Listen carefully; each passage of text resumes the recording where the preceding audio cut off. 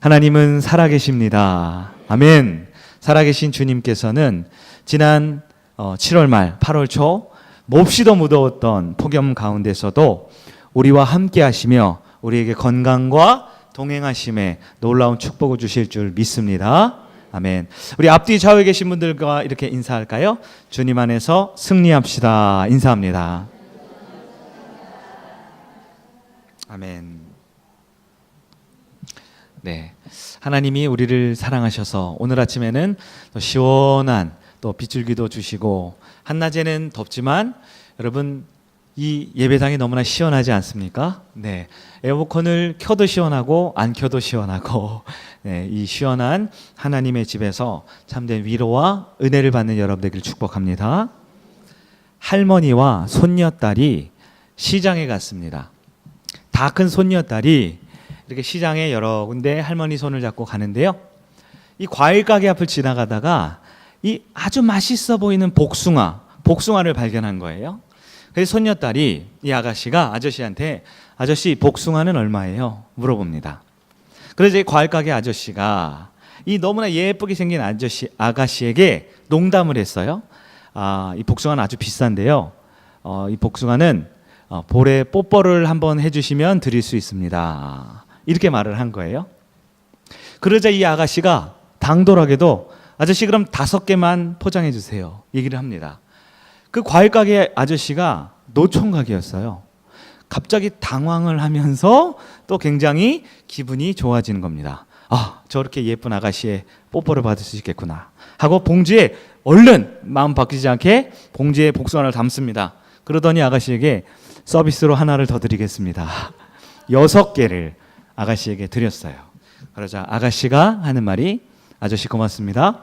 계산은 할머니가 해주실 거예요. 이렇게 얘기를 했다고 합니다. 네, 못 알아듣는 분들이 2분 있는 것 같아요. 2분 있는 분들은 집에 가셔서 웃으시기 바랍니다. 아가씨는 어린 시절부터 할머니 밑에 자랐어요. 할머니의 간섭을 많이 받았죠. 어린 마음에는 할머니가 간섭하고 이렇게 해라 저렇게 해라 바르게 해라 하는 것들이 굉장히 좀 귀찮기도 하고 또 힘든 일들이 많았지만, 이제 다 큰 처녀가 된 이 아가씨는 그 할머니의 존재가 늘 든든하고 늘 믿음직한 버팀목이 되어 주었다라는 것입니다. 사랑하는 여러분, 우리 성도의 삶에도, 영적인 삶에도 간섭하는 분들이 계세요. 영적인 삶에 누가 간섭할까요? 교회에서 간섭을 하죠. 교회에서 이렇게 하십시오 저렇게 해야 합니다. 네, 궁극적으로는 우리 하나님의 간섭이 있습니다. 하나님이 우리의 삶을 간섭하는 것은 때로 우리 마음 가운데 조금 불편한 마음 혹은 귀찮은 마음이 들 때도 있어요. 아니 왜 하나님은 꼭 주일이 되면 꼭 주일은 예배를 꼭 드리라고 하실까? 그냥 예배만 편하게 드리고 하면 좋은데 신앙생활을 하면 할수록 교회에다 봉사도 하라고 하고 헌금 생활도 하라고 하고 여러 가지 헌신을 우리에게 요구할 때마다, 이런 간섭이 있을 때마다 우리는 좀 귀찮기도 하고 이것이 마음을 불편하게 하기도 하는 것이죠. 그러나 여러분, 하나님은 왜 우리를 간섭하실까요? 하나님의 간섭은 우리를 옥죄고 우리를 괴롭게 하는 것이 아니라 사랑하는 자녀들에게 참된 자유를 주기 위한 하나님의 축복의 통로라는 것을 기억하는 여러분 되기를 축복합니다. 하나님께서 왜 우리를 간섭하실까요? 하나님은 우리를 사랑하시기 때문입니다. 그 하나님의 간섭하심의 역사를 오늘 하루도 누리는 여러분 되기를 축원합니다. 오늘 본문에 따르면 우리가 요셉을 벌써 5번째 주에 걸쳐서 살펴보고 있습니다.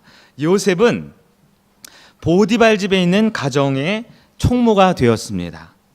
하나님은 보디발을 위하여 복을 준 것이 아니라 누구를 위하여? 요셉을 위하여 축복의 통로를 삼으셔서 요셉을 위하여 그 집에 복을 내리기 시작하시죠. 오늘 본문 우리가 읽은 6절에 따르면 하나님이 요셉을 축복의 통로로 삼으셨는데 어떻게 축복을 하시냐면 어떤 것도 간섭받지 못하게 하셨다. 그의 주인인 보디발이 요셉의 주인인데도 불구하고 주인의 간섭을 받지 않게 해주셨다. 이렇게 말하고 있습니다.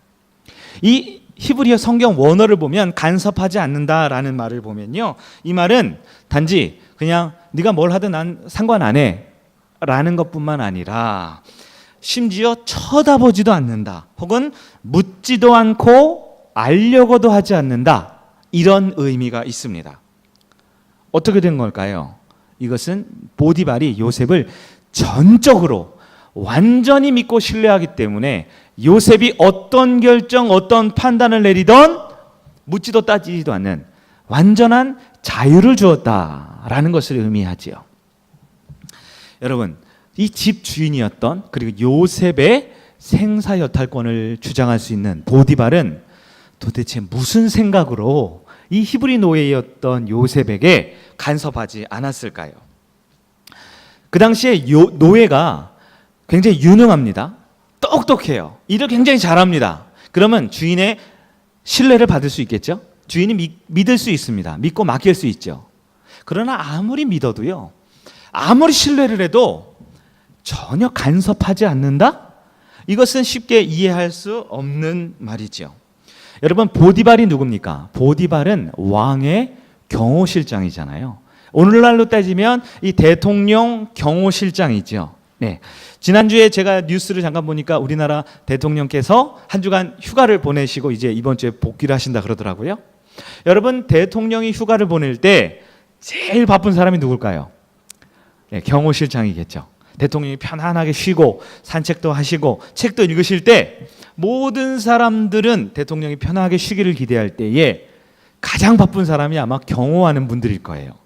그 여유로운 시간, 한적한 시간, 그리고 이 청와대라든가 아니면 안전한 곳을 떠나서 들로 산으로 이렇게 사람들에게 공개된 공간에 갈 때마다 경호실장은, 이 친위대장은 얼마나 신경이 예민해지고 이렇게 이 보호하기 위해서 그렇게 열심히 일을 해야 하겠습니까? 이 보디발이 맡은 게 왕의 경호실장이지요. 오늘날처럼 뭐 총이 있습니까? 최첨단 이 첨단 장비가 있습니까? 칼 하나만 들고 밤이나 낮이나 왕을 경호해야 하는 보디발, 그는 직업상, 그가 가진 기질상 굉장히 철두철미한 성격을 가지고 있어요. 동전 하나, 사람 하나까지도 아주 정확하게 제자리 원위치에 있지 않으면 잠을 이루지 못하는 완벽주의적 성향을 가지고 있었을 거예요. 결코 그는 어떤 한 사람에게 모든 걸 맡기고 묻지도 따지지도 않고 그냥 방임하는 스타일로 살아갈 수 없는 그런 성격을 가진 아주 예민한 사람이었을 것입니다. 그러면 어떻게 보디발이 요셉의 모든 일을 간섭하지 않을 수 있을까요? 요셉이 너무너무 일을 잘하고 너무너무 똑똑한 사람이었기 때문에 그럴까요? 그러나 우리가 알고 있는 성경 여러 지식들을, 여러 배경을 보면 요셉은 그의 어린 나이, 10대 후반이나 어린 나이, 또 인종이 다르죠. 피부색이 다릅니다. 언어와 문화가 달라요. 지금까지 살아온 환경이 다릅니다. 이 모든 것이 완전한 그런 가정 총무로서의 완전함을 갖출 수 없는 사람이었을 거예요. 요셉이 아주 훌륭했기 때문에 간섭하지 않은 것이 아닙니다. 요셉이 아주 능력이 출중해서, 그러나 이 가정 총무일은 녹록치 않은 일이에요. 아마 수십 명, 어쩌면 수백 명의 노예들이 있습니다. 재산이 우리처럼 그게 집 한 채, 자동차 한 채 아니죠. 큰 대저택을 이 운영하기 위해서 아주 고된 일이었습니다. 실수가 없었을까요? 실수 없는 사람은 없잖아요. 게다가 당시는 노예 제도가 있습니다. 노예는 언제든지 도망갈 수 있는 사람이에요. 언제든지 주인을 배신할 수 있는 사람입니다. 언제든지 주인의 생명을 빼앗고 위험한 상황을 만들 수 있는 사람이 노예라는 억울한 사람들 아닙니까? 그럼에도 불구하고 요셉에게 모든 것을 맡기고 심지어 간섭조차 하지 않았다. 과연 이것은 어떤 역사가 있는 것일까요? 우리 믿음의 사람들은, 우리 성도들은 성경에 있는 말씀을 읽을 때마다 우리는 늘 우리가 가지고 있는 지식과 우리의 생각으로 성경을 다 이해할 수 없는 것들이 참 많습니다.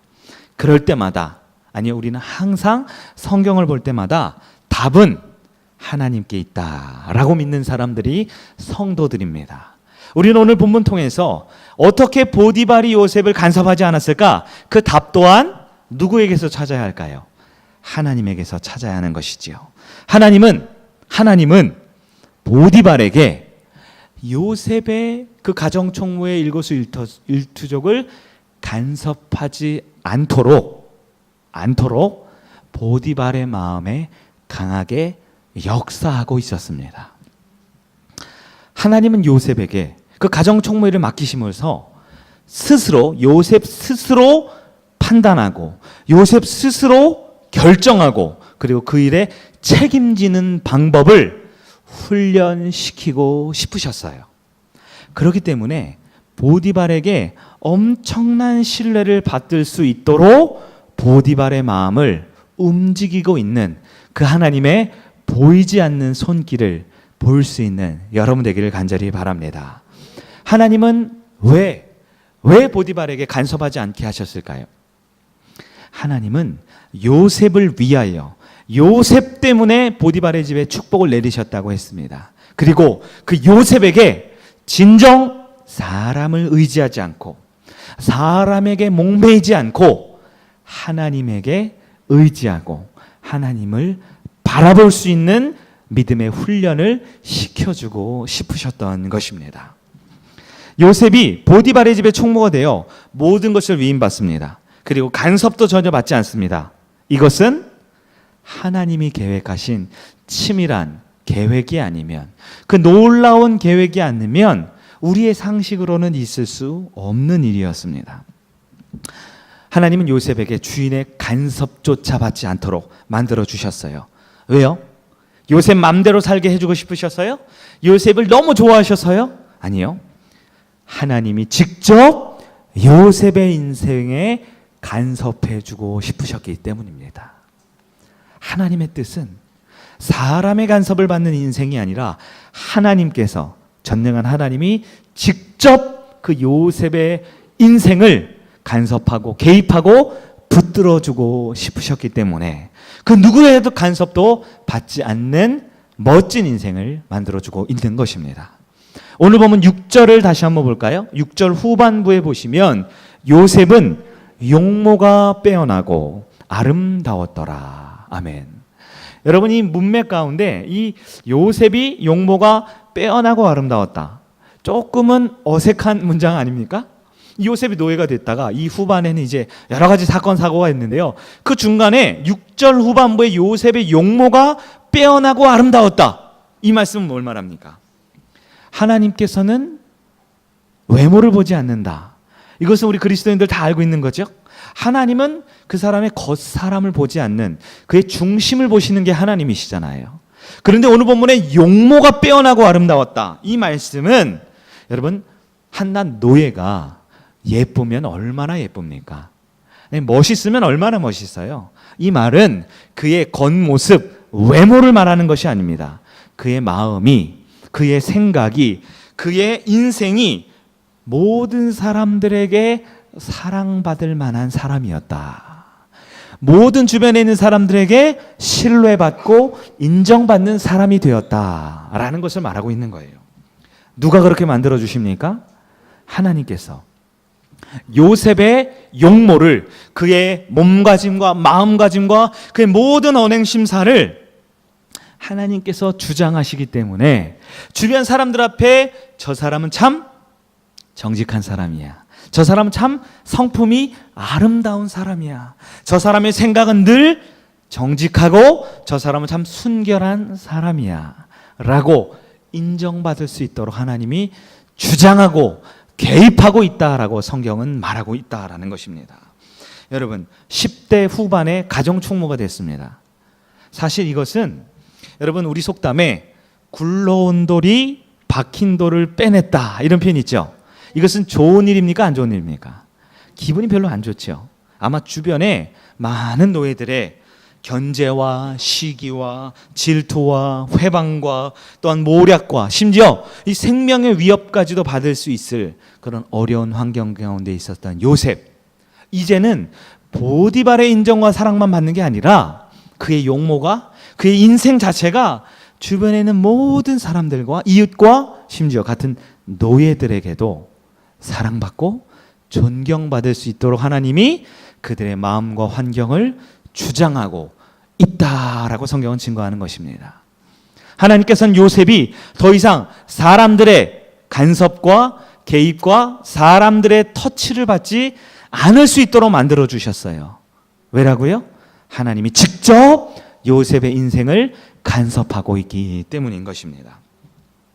하나님의 그 강력한 간섭하심, 그 하나님의 강력한 개입의 은혜가 요셉으로 하여금 더 이상 저 사람이 하는 것은 신경 안 써도 돼, 저 사람이 하는 것은 늘 축복과 형통의 길이야 라고 인정받을 수 있도록 하나님이 친히 요셉과 함께 해주셨던 이 놀라운 말씀의 은혜가 저와 여러분의 말씀의 은혜가 되기를 주님의 이름으로 축원합니다.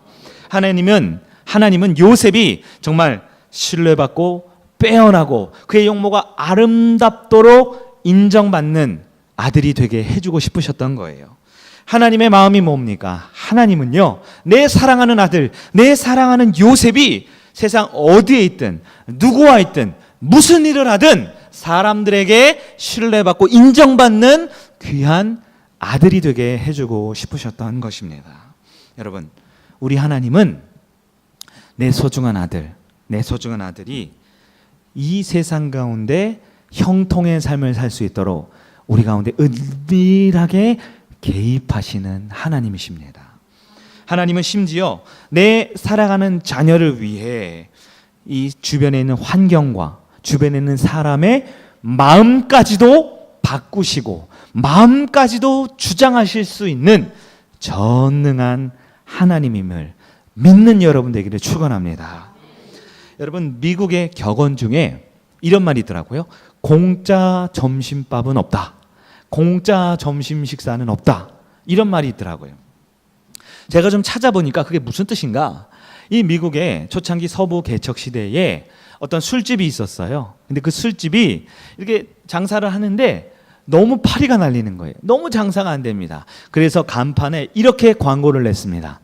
저희 집에서 술을 마시는 분들에게는 공짜로 점심 식사를 드실 수 있게 해드리겠습니다. 사람들이 그 광고를 보고 혹해서, 요즘 사람들 같으면 혹하지 않겠지만 그 당시엔 사람들이 순수하니까 술만 마시면 밥을 공짜로 준다고 엄청나게 사람들이 몰려들어서 인산인해를 이루었습니다. 그런데 알고 보니까 어떤 비밀이 있었을까요? 그들이 마시는 술값에 점심값이 이미 포함되어 있는 거예요. 포함되어 있었던 거예요. 네. 그 격언을 통해 미국 사람들이 공짜 점심은 없다. 이게 무슨 뜻입니까? 모든 일에는 대가가 따른다 라는 격언이 있다라고 하지요. 우리의 신앙생활도 마찬가지입니다. 우리가 하나님 안에서 신앙생활을 하고 구원을 받는 것, 우리는 마치 이 구원이 우리에게 어떻게 주어지는가? 혹자는 이렇게 말하죠. 구원은 공짜야. 구원은 값없이 받는 거야. 이렇게 말을 할 수 있어요. 여러분, 구원이 어떻습니까? 어떤 의미에서 맞는 말이기도 하죠. 나의 관점에 봤을 때, 내가 하는 걸로 봤을 때 구원은 공짜가 맞습니다. 나는 아무것도 없이 값없이 구원을 받을 수 있지요. 그러나 성경은 말하기를 내가 공짜로 값없이 받는 그 구원을 위해 누군가는 반드시 그 대가를 치러냈다라는 것이 복음의 핵심 아닙니까? 누가 그 대가를 치러내셨습니까? 하나님의 아들 예수 그리스도께서 저와 여러분의 죄를 위해 대신 그 대가를 치르기 위해 값없이 구원을 주시기 위해 십자가의 죽음과 지옥의 고통의 형벌을 감당하셨다라는 것이 성경의 가르침인 것입니다. 여러분, 하나님이 우리를 위하여 아들을 보내주시고 하나님이신 예수님이 우리를 위해 대신 죽으셨다. 무엇을 말합니까? 하나님이 저와 여러분의 인생에 바로 간섭하셨다라는 것을 뜻합니다. 저와 여러분의 죄로 인하여 죽을 수밖에 없는 인생에 들어오시고 개입하셨다라는 것, 그것이 바로 우리의 구원의 비밀인 것입니다. 사랑하는 성육교 성도 여러분, 복음이 무엇입니까? 복음은 다른 표현으로 하면 하나님이 내 인생에 직접 간섭하고 있는 것이 바로 복음입니다. 내 능력으로 내가 할 수 있는 것으로는 구원에 이를 수 없지만 하나님이 친히 우리의 인생에 개입하시는 것, 간섭하시는 것, 그것이 구원의 길이요 축복의 길임을 믿는 여러분 되기를 간절히 바랍니다. 여러분, 축복이란 무엇입니까? 복이란 하나님께서 내 인생에 얼만큼 간섭하시느냐, 그것이 우리 인생의 복을 결정해 주는 것입니다.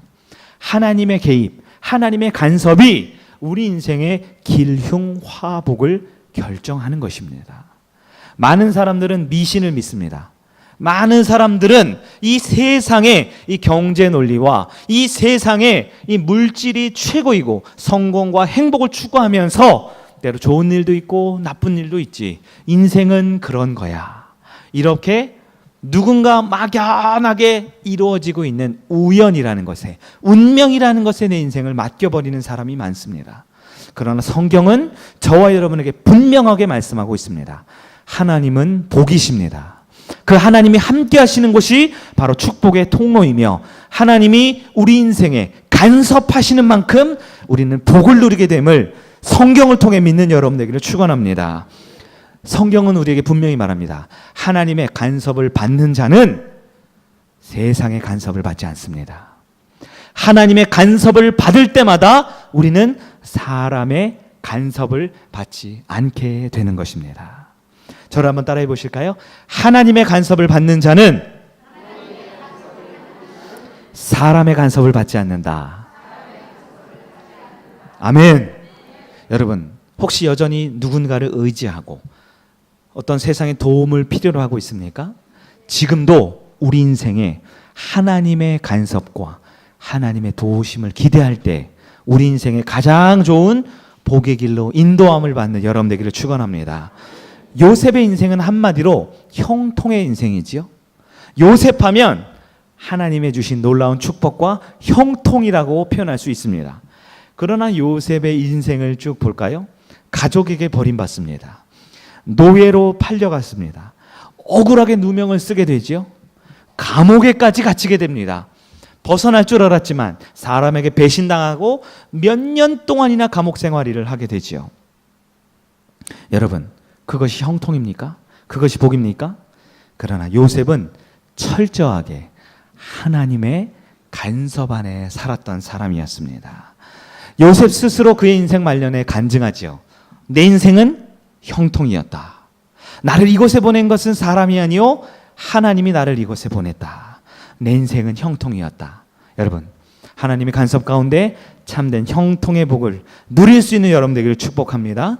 하나님이 간섭하시자 요셉은 하는 일마다 축복을 누리게 되었습니다.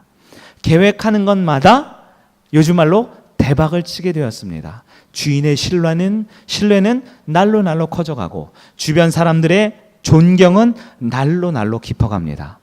이제는 요셉이라고 하면 그 누구도 터치하지 않고 간섭하지 않고 그가 하는 모든 일을 지지하고 격려해 줄 수 있는 놀라운 형통의 사람이 되었음을 믿기를 간절히 바랍니다. 여러분, 하나님이 우리 인생에 간섭하시면 우리도 이러한 형통을 누릴 수 있습니다. 하나님이 내 인생에 들어오시고 개입하시면 하나님은 복이시기 때문에 저와 여러분의 인생이 복된 길로 인도함 받는 여러분 되기를 간절히 축복합니다. 여러분의 인생은 어떠한 것이 여러분을 간섭합니까? 인터넷 기사를 보니까요, 여러분, 요즘에는 이 각 도로마다 CCTV가 다 되어 있어서요, 이 한반도 대한민국에 있는 모든 차량은 실시간으로 이 국가, 이 권력기관에, 이 경찰이나 여러 기관에 전부 다 노출되어 있는 거 알고 계십니까?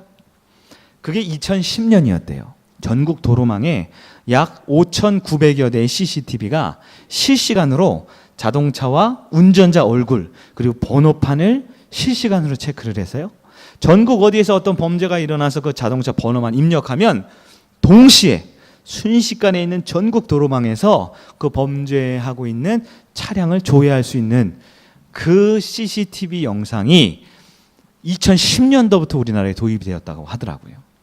영화나 이런 데 보면 CCTV나 심지어 뭐 인공위성을 이용해서 모든 사람들, 전 세계에 있는 사람들을 지금도 이렇게 지켜보고 있는 그런 이야기들을 듣곤 하죠. 때로는 이런 것이 뭐 사생활 침해라는 이유로 여러 가지 말들이 많습니다. 그리고 요즘에는 몰래 카메라라고 하더라고요. 여러 몰래 카메라를 설치해서 이런 범죄에 악용되고 있기도 합니다. 누군가에게 감시받는다. 누군가가 나를 지켜보고 있다. 그렇게 썩 기분 좋은 일은 아니죠. 우리가 학창 시절 우리가 부모의 간섭, 학교와 선생님의 통제 이런 생각하면 막 가슴이 답답하고 이렇게 눌리는 기분이 들잖아요. 그러나 사실 인간관계란 적절한 이 간섭의 관계이기도 합니다. 이 부부관계 또한 부모와 자식관계 결국 핵심이 뭐예요? 서로를 돌보고 다른 표현으로는 서로를 삶에 개입해서 서로의 삶을 간섭하는 인생이 아닙니까?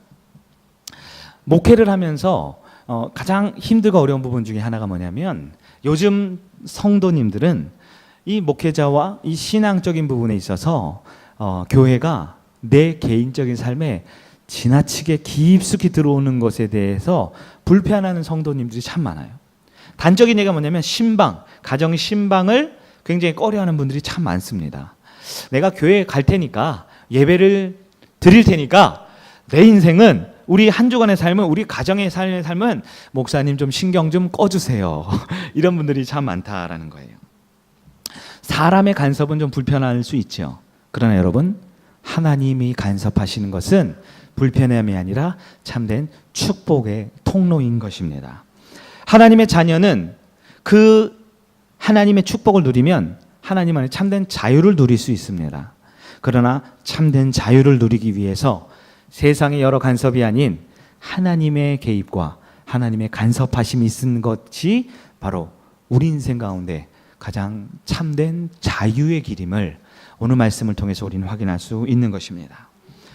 여러분의 인생 가운데 누가 나를 돌보고 누가 나를 지켜보고 누가 나를 간섭하고 있습니까?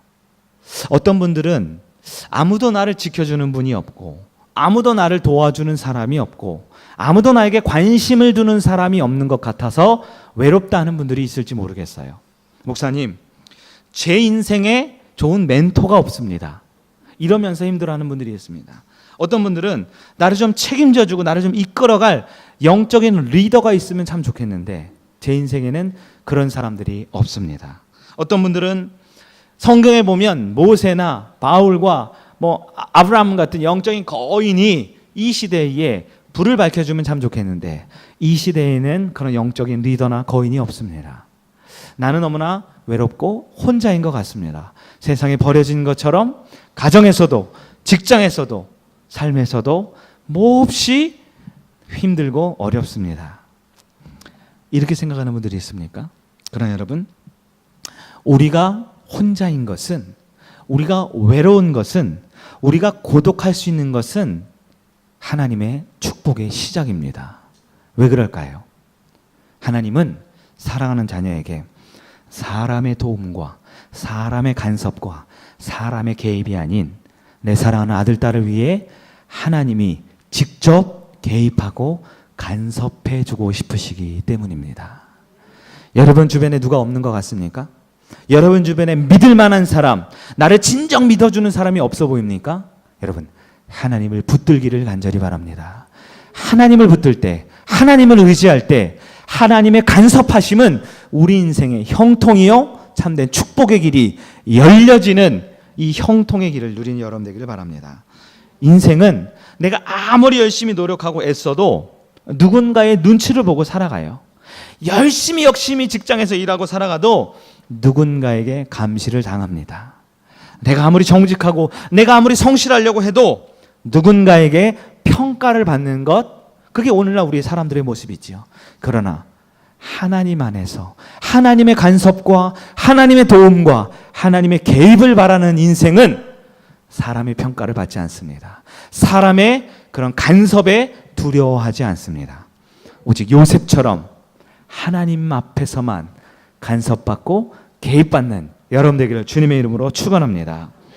내 인생의 복이란 하나님이 얼만큼 깊숙이, 얼만큼 넓게 내 인생을 주관하고 간섭하고 이끌어 가시느냐가 내 인생의 복의 척도입니다.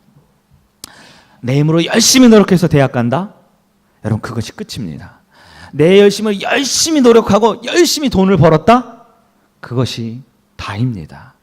내 인생 열심히 살아냈다? 그것은 더 이상이 없습니다.